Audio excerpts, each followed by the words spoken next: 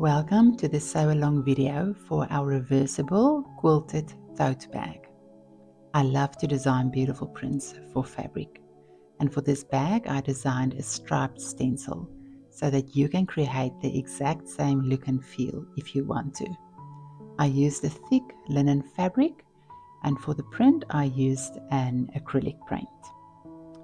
So with this pattern you will receive a downloadable SVG file that you can take to anyone that has a laser cutter to have this stencil cut out for you. You can use this on anything, especially like on tablecloths, on scatter cushions, on bedspread, on anything. Alright, so now we are gonna do the construction for this beautiful quilted tote bag. So after you have cut out all the pieces for this tote bag, you take your stenciled fabric or the fabric that you've bought and you lay it down on your batting and you pin it to the batting. Make sure that it's pinned to keep it nice and secure in place, and then you can start your quilting. I like a very plain, clean look for my bag, so I just went with the vertical stripes and I used my stencil as a guide.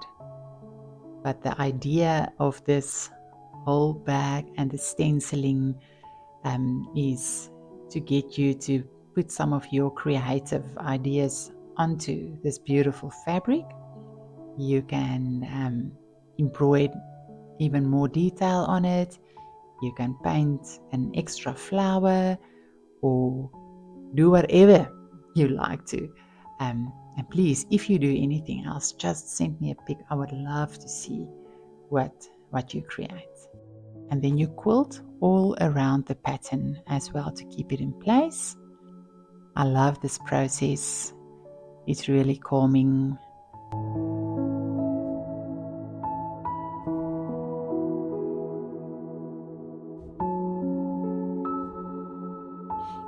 And then for your strap, you also do the same. You pin it to your batting and you are gonna secure it nicely in place on your machine by stitching all around.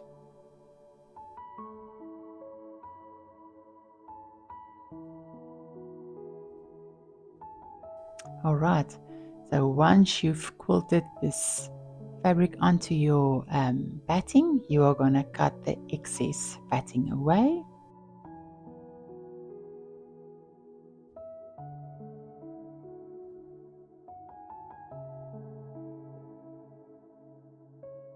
There we go. Lovely. Oh, this is exciting. It really has such a nice feel to it. I love a quilted bag. There you can see how the stripes stenciled. And remember, you can do any color. You can add anything you'd like to, floral or anything. And you can do some more quilting on it as well. Okay, so for this bag we are going to start with the straps. So for the lining fabric I also used a beautiful cotton because this is a reversible bag. If you don't want to make it reversible and you just want to use a plain lining fabric that is cheaper, you can do that as well. Otherwise, if you would like it to be reversible like I'm going to show you here, yes, then just choose something beautiful. Okay, so after you've pinned, I like to use my sewing clips most of the time with right sides facing each other. You put the lining fabric and the main fabric. Let's call the stencil fabric the main fabric, and the lining fabric is then the cotton fabric that I've bought for the inside. Okay, so you put your right sides together for the straps, and then you are going to stitch with a 1 centimeter seam allowance on both the long sides of each strap. And here I'm just closing it at the bottom for me to be able to pull it through. there's quite a few ways of pulling through your straps. If you have another way you'd like to do it, go ahead and do that. I am cutting away most of the excess of the seam allowance. Especially with the batting, it can be bulky. Alright, and now we want to turn this strap right side out. So here I just wiggle on the side that I've closed to get it to the inside. And then I love to paint, so I always have paintbrushes lying around. In here I use my paintbrush just to pull this strap right side out. And like I said, there's many methods to do this straps. Do it the way you would like to.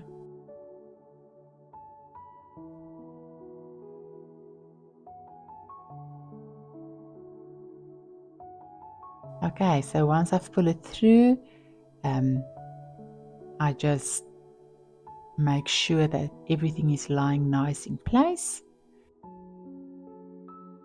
So for the straps, we are sewing a seam on both the long sides. I used a 5mm seam allowance here, but you can also do a center seam like I did. I just love the look, especially with the batting. I love a strap that's quilted. It feels nice.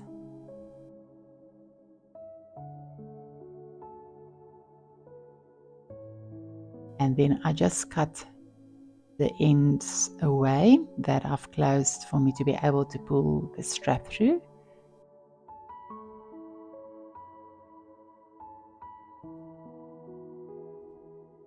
And I'm just double checking myself here that my straps are exactly the same length. Okay, so now we're going to do the ties for this bag. So with wrong sides facing each other, you turn a 1 centimeter fold to the inside and you press on both the long sides and on both the straps, like I show you here.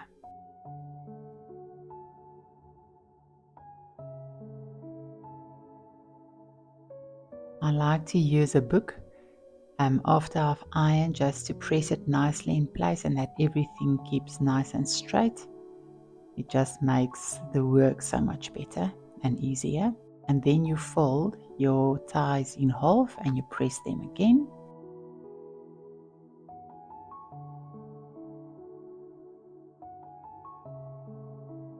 Just grab a book that's nearby and just put it on the ironed ties. It will keep them nice in place.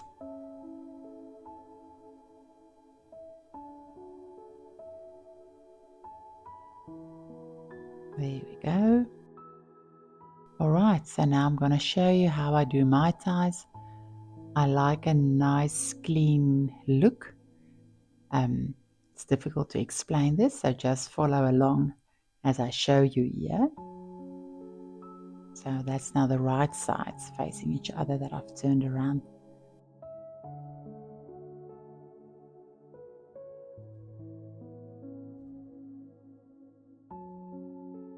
And then again, one of the sides, I bring it over.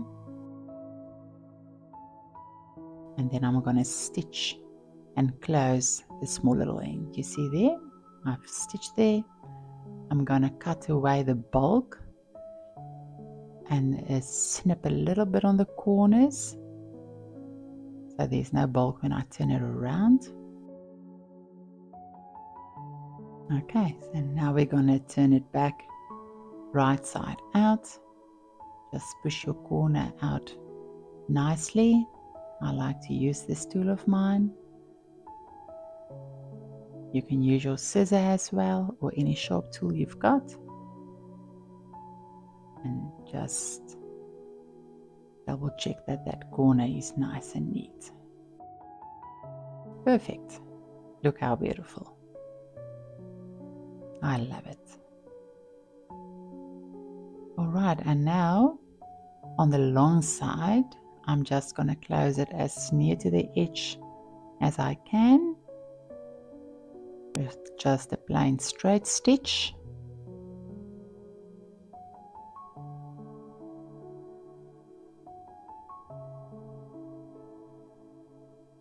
Okay, and then you do this on both of the ties. There we go. Nice and neat and clean. Okay, so let's start with the construction of the main bag.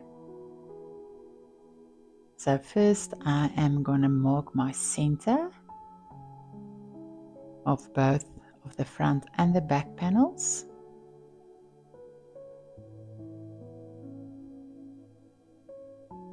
So this is now just so that we can do the measurement for the straps.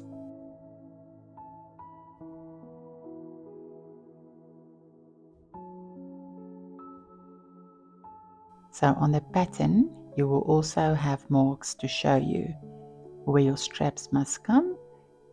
But yeah, when you do the quilting and everything, then you'll see that you will lose those marks.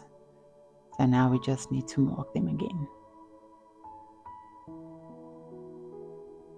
Like I said, you can use your pattern for this. I just marked it with my measuring tape.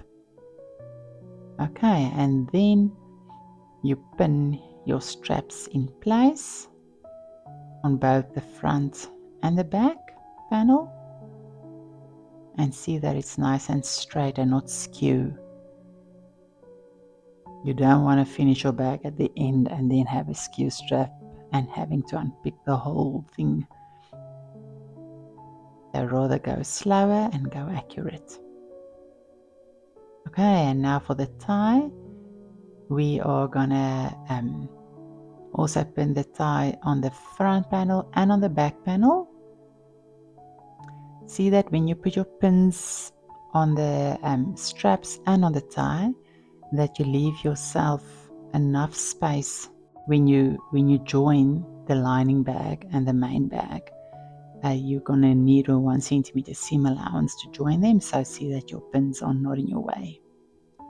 Okay, and here we are now just securing the straps and the ties in place with a 5 millimeter seam allowance.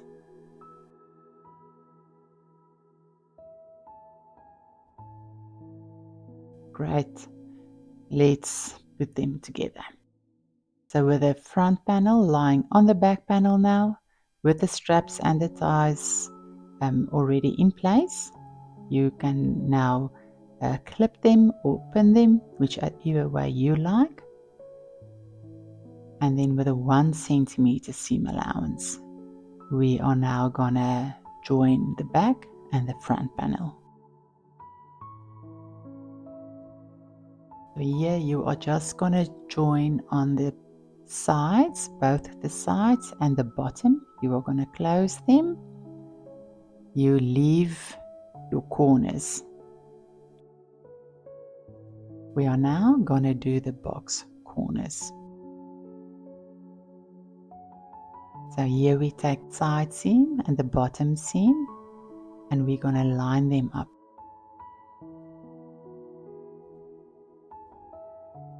What I mean by lining up is we see that both the seams lying nicely on each other. You can feel it with your fingers as well. And then on both the seams, I let them lie in opposite directions, like the side seam to the one side and the bottom seam to the other side. This will give you a very nice lined up a seam on the outside. Okay, and then you clip the corners nicely in place.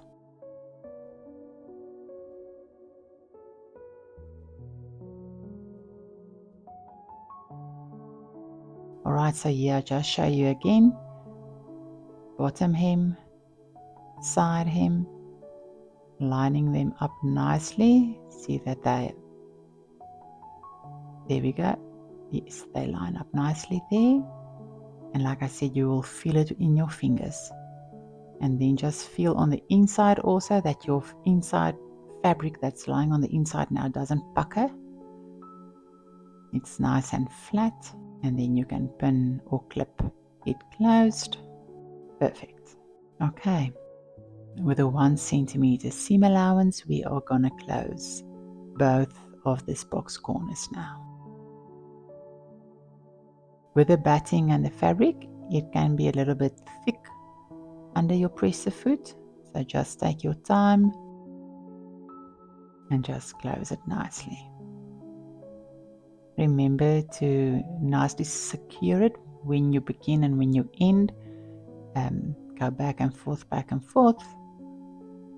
at least twice. Sometimes I even like to go 3 times. There we go, and you can see it's nicely closed. Good, let's turn this back right side out.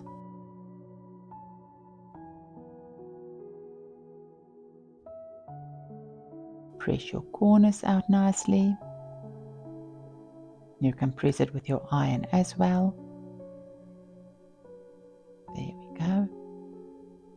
You can see how nicely everything lined up there. Wonderful. I like to double check myself. Just see that everything looks beautiful. It's the same on both the box corners, and that your bag is nice and square. Great. So the main bag is done for now.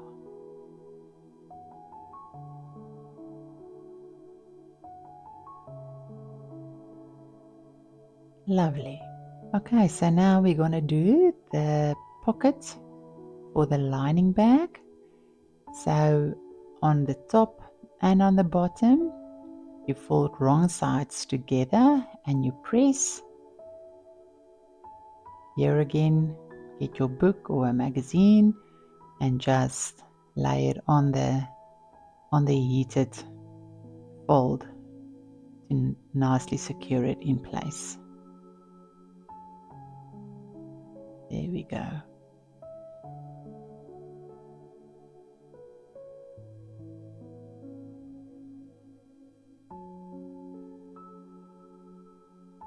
I always just like to double check myself. Like I said previously, yeah, I'm just quickly checking that this whole pocket is square and lining it nicely up the top and the bottom. Okay, now for the bottom, you just fold it again.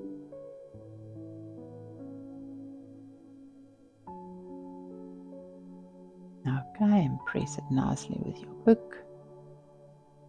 We are going to stitch this in just a minute or two in place, and then it's so nice if everything is lying nice and flat.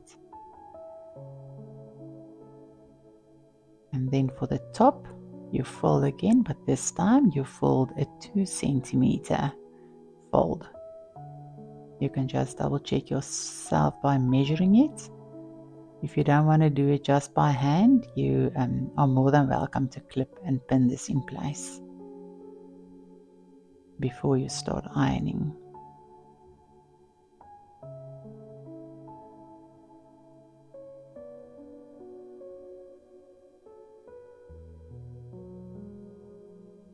There we go.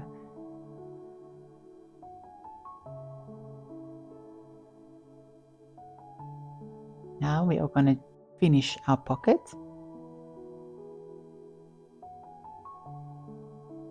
So at the bottom, with a 1 centimeter seam allowance, because you must fold it 1 centimeter, you are going to do a straight stitch finish on top of it.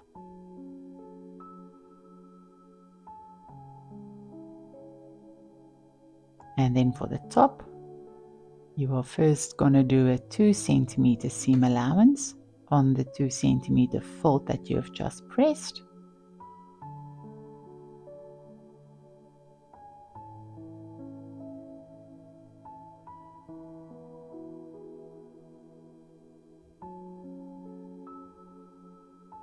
There we go.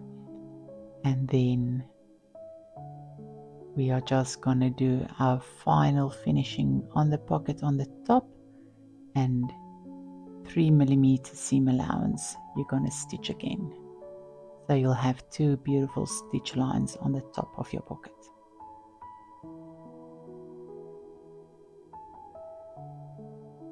Right. Now we're going to join the pocket to the lining bag on the one side of the lining bag. Here you can use your pattern again to mark where your pocket must come. Again, I am using my measuring tape. I know exactly how high it must come from the top. So I am marking with my measuring tape because my original pattern that I made, I have decided to adjust that on this one to be able to put a A5 booklet into this pocket in the center. So on your pattern, the stitching lines will be on the pattern. So you can just use your pattern to mark yours. Okay, and once you've marked it, you take it back to the machine and you're going to stitch nice and straight on your stitch lines. Remember just to secure it nicely in place, going back and forth, twice or even 3 times, especially if you plan to put heavy things inside of your pocket. Okay, so you do that on both stitch lines. You do a top stitch.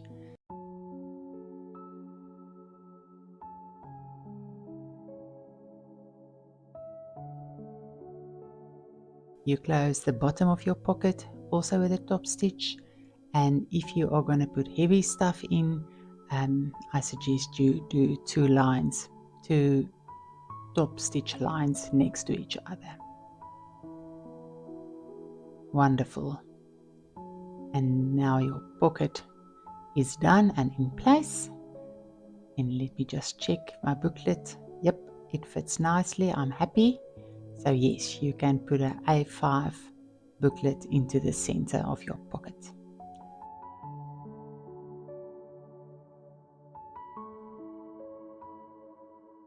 So now we're going to join the front and back of the lining bag together. First you pin everything in place or clip, and then again here we are going to stitch with a 1 centimeter seam allowance on both the long sides, and then at the bottom you are going to leave an opening that's also marked on your pattern.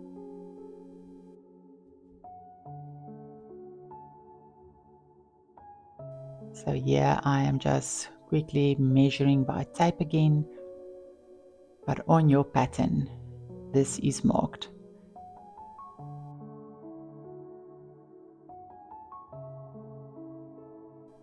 Okay, we're going to close the bottom. Remember now to leave the opening at the bottom. That is where you're going to pull your main bag through once you've joined the 2 bags together. There we go. Remember, you don't work now on those corners. We are going to close them the same as the main bag. There we go.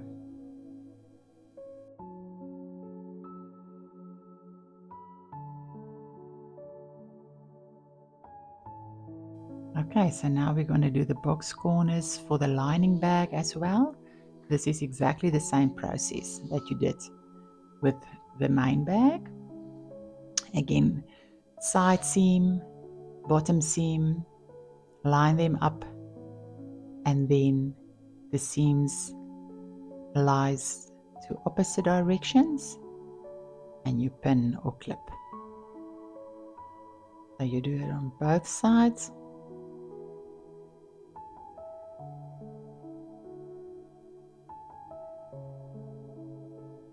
And you can definitely feel with your fingers that everything is lining up nicely. Good. Now we're going to join both these box corners with a 1 centimeter seam allowance. And again, just make sure that you secure your stitching nicely at the beginning and the end of each seam with a back stitch, and then going forward again.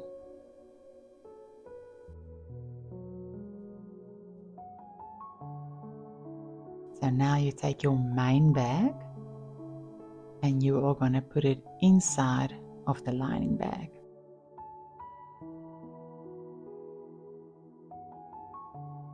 You take your side seams and you line them up nicely for a starting point. Make sure that they are nicely lining up, and like I've teach you on the box corners, again let the seam of the lining bag and the seam of your main bag lie in opposite directions. You get a beautiful lined up look at the end. I know I say this so much, but it really has an effect once your bag are done. If it's made nicely, calmly, slowly and beautifully, you'll really be proud to wear it and enjoy it. Okay, and now with a 1 centimeter seam allowance again, you are going to join the two bags together. If your machine also has a foot that you can take off like I did with mine now, it's much easier, especially with the quilted bags. But if it's not possible, you can still do it. It's just you just go a little bit slower with a lot of patience. And just before you start here, you can also just double check yourself that the ties and the handles is lying nice and flat, and that nothing is in your way when you join your bags and accidentally maybe sew a tie or a handle into the seam. Okay, and here you pull now your main bag, you pull it out through the opening that you've left on your lining bag. Take all the pins out.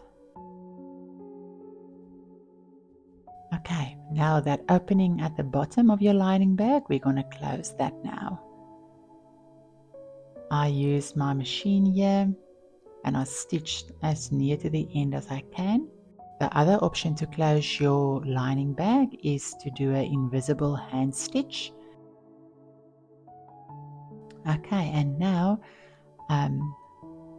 I'm going to use my clips, and I also press with my fingers so the batting lies nice and flat. And I clip the whole opening in place to prepare it to do a 1 centimeter seam again to finish the opening nicely. I only did 1 stitch all around. You can actually do 2 or even 3 depending on what the kind of finish it is that you would like to do on top. But you'll see now at the end how a 1 centimeter seam allowance finishing looks.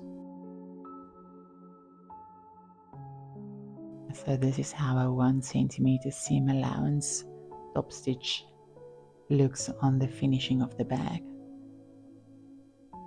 And yes, I think maybe a second stitch will also look beautiful, especially with the quilting. You can try that as well. And our bag is done.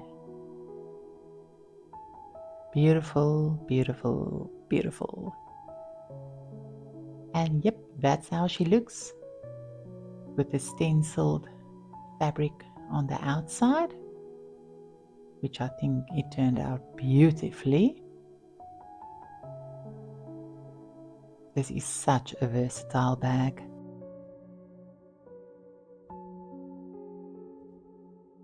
And here she is with the lining side to the outside. Like I said, this is also a beautiful cotton that I've bought. Now the pocket is on the outside and it also looks beautiful. So yes, here you've got now 2 bags in one, and I believe you are going to enjoy this bag so much. Please send me some pics of your bags. I would love to see how your bag turned out, and let me know if you like this pattern. Thank you for staying. Thank you for making this bag with me. I really hope you have a lot of joy wearing yours, and I hope you will come and visit me again soon and see what else we can make together. Have a blessed and a lovely day. Bye bye.